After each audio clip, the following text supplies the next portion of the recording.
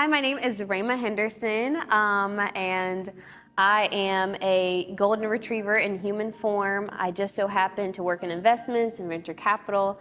I work as the program manager for the local Techstars Energy Tech Accelerator, bringing startups that do very cool things in the world of utility tech, green tech, and climate tech to Birmingham, Alabama for 13 weeks. Where I hope to help them make 1 to 2 years of progress within 3 months. And then sometimes I'm even good enough that I bamboozle them to move to Birmingham, Alabama. Other than that, I'm someone's daughter. I'm the daughter of Tracy Philpott, and I love dogs. I am a part-time veterinarian, and I have an internet PhD in sexology. That is who I am, Rae'Mah Henderson. Something that I want to do, really a lot of this year, I hope to do a lot more serving and volunteer work. And so putting myself in certain organizations where I'm able to do that. And that is what I'm looking forward to. I recently joined an organization here that is a group of young professionals that does a lot in the world of service, and also taking the time to offer myself and what knowledge and skills I do have to some of the youth. So that is what I would like to do, continue doing. And I'm very passionate about young adults, specifically those who are maybe in that range of 15 to 18, that age group from like 9th grade to 12th grade. Sometimes I feel like people, especially in my community, lack exposure. And so hoping to bring them exposure into different things, different industries, different jobs that they could have. A few weeks back, I went on a really cool Porsche driving experience, and this guy makes like $200,000 a year just to drive Porsches around the track. Why are we not telling the kids in school that that is a job? That is a possibility. So that is something that I am hoping to do. Is continue to expose young adults about what's possible. I'm starting to contemplate that answer. That's my nervous answer. My real answer is, what do I want to do more of? I would love to set myself up to be a future philanthropist is what I'd actually like to do. So investing a lot in myself, so that way I'm in positions to give back and to create impact. That's what I really want to do, AKA be a rich MFER. Love to give back to mainly the underserved and underrepresented communities. So I think that's safe to say the BIPOC community. I also have a huge passion for women, and so would love to invest in both of those communities. You know, I just realized that my journey has definitely been divinely organized to the T. And I look and I see so much talent, especially sometimes in these poor communities, and if only they had the access, and if only they had, and maybe it's beyond access, but an intentional teacher and someone who connects with them authentically. And you're gonna have to edit this, but I don't know, I just wish that I would like to be someone who can look like me and also show up successful, show up as a believer, show up with wealth. And I think that destigmatizes the idea that good people can't have money, and that Black people can't be rich and successful. So I would like to show up in those areas to be able to prove that it is possible. Ooh. Let's see if I can paint a good picture here. You know, I think sometimes there's just the belief system that good people cannot have money. People who believe cannot have money, or that if you do have money, you're inherently bad or doing something inherently evil. And so I think what that looks like is me being exactly who I am today, but just with like loads of more money. I think that is what that looks like. I think I just hope to continue to show up as myself authentically and with several flavors of Rae'Mah. Sometimes that's professional, sometimes that's hood rat, sometimes that is Oprah Winfrey. Sometimes I hope just to be able to serve in spaces of just showing up as myself and allowing people to know that there is the possibility of being young, Black, rich, and successful, and so on and so forth.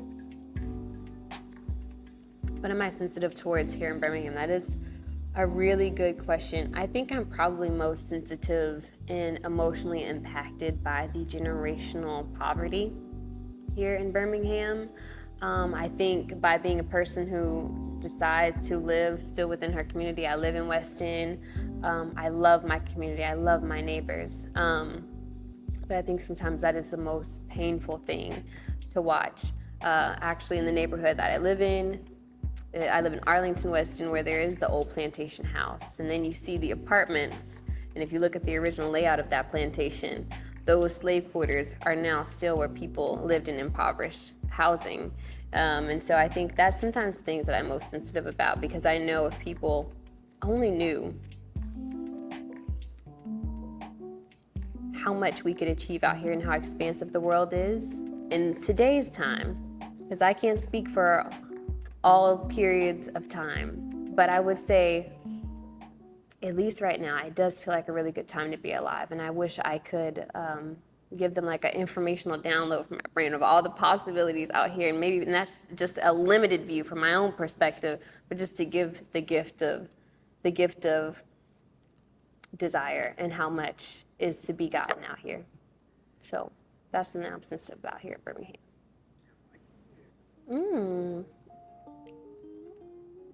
One thing I would change about Birmingham and one thing that I would keep.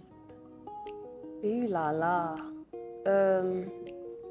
One thing I would, maybe let's start with the negative and then we'll go to a positive, so we can end on a sweet note. But I really would change the ways in which we approach, sorry, actually, Devin, I need to think on this answer. Because off this rip, off the dome, you know what I'm saying? It's gonna come out real tough, you know what I'm saying? Okay, say it. I think, and maybe it is the community that I live in, and also because I am a Black person, so those people are my people. But the one thing I would change about this city is maybe the way in which we approach leadership and mentorship towards young Black children and young Black men, to see all of the trauma that they are able to create because they are living a traumatic, and they have the perfect storm for a traumatic lifestyle, right? When you live in a poor area, when you don't have access to capital, when you're raised in a family that has been affected by generational poverty for generations and generations and generations, and just to see how, unfortunately, it is the perfect storm for continued chaos. I wish that there was a way that we could approach that and much different than how we are. I don't necessarily know the perfect remedy for that, but that's something that I would change about Birmingham. Now, what would I keep? I would definitely keep our community aspects. This is a place that definitely does feel like home. If you visit Birmingham now, while I know y'all are already making jokes about Birmingham, Alabama, we do not ride around in horse and buggy, but it is a modern day Andy Griffin show. Like, we literally cherish and value community here, and I think there's nothing like it. I think that's why Birmingham is my favorite place to be in the summer.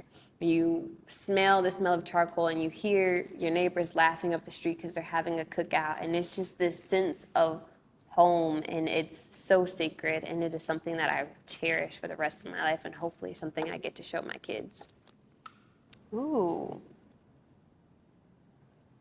An issue I see in Birmingham, and what is my solution?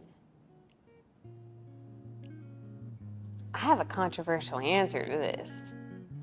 Sometimes I like to idealize of like, what would I do if I was this person, I was in their position? We are in the Bible Belt, meaning what we got a lot of. We got a lot of church, And on the other side of that, we got a lot of poor people going to church. And a lot of poor people giving their money to church. Now, y'all ain't gonna come fight me in the parking lot of my job about the answer that I'm about to say. But something that I feel like is something we could change in Birmingham is it would be dope to see some of these mega churches or these very, very quickly becoming viral, famous pastors take some of the funds that are being gifted to that church and create their own apartment complexes and their own mini communities where there's commercial shopping, little grocery stores, whether that's a Publix and really, if I'm going to be giving my money to you, hopefully you'd be investing back into the community. So for the mega pastors that want to fight me, my number is 205 blank, blank, blank, blank, blank, blank, blank, blank, and I'll be available anytime, at any place. And that's my answer. What do people not expect when they meet me? I think sometimes, especially when people maybe see like an article come out or they see something that I've accomplishment that I've achieved, sometimes they expect a very scholarly young lady to be in their midst, which I am, but I have a lot of range to me. So I think sometimes that is the most surprising yet refreshing thing that happens when people meet me. I'm very down to earth. I am going to crack a jokey joke. I am going to tell you in my past life I was somebody's crackhead uncle. But that is the beauty of being my friend, and it gives me universal appeal. So thank you, Lord. It's a gift. I could go back 10 years. Okay, so I'm 23 going on 24. So I'm gonna be talking to a 13-year-old going on a 14-year-old. Definitely going through an intense phase in my life. Right around this time, I realized that being cute would not save my family. Being cute does not pay bills. And I think I was starting to learn a lot of harsh truths. And realizing if I wanted to make certain things happen for myself, I had to be ambitious and go after it. I also just was experiencing just a wild time of seeing some crazy stuff firsthand, as we all do, as we all have those crazy stories from our childhood, I'm sure. But I would tell her that everything is going to be okay, and I would give her the magic of letting it all play out, because you have a beautiful life ahead of you.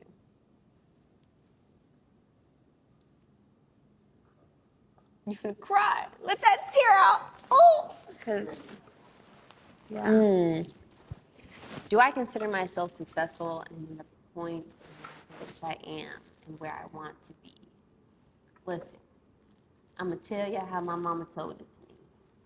I'm somebody with a hole in my drawers. So there is no definition of successful, of worldly amount of things or anything that would make me have to give cause for me to start valuing myself. I'm successful, I'm wealthy.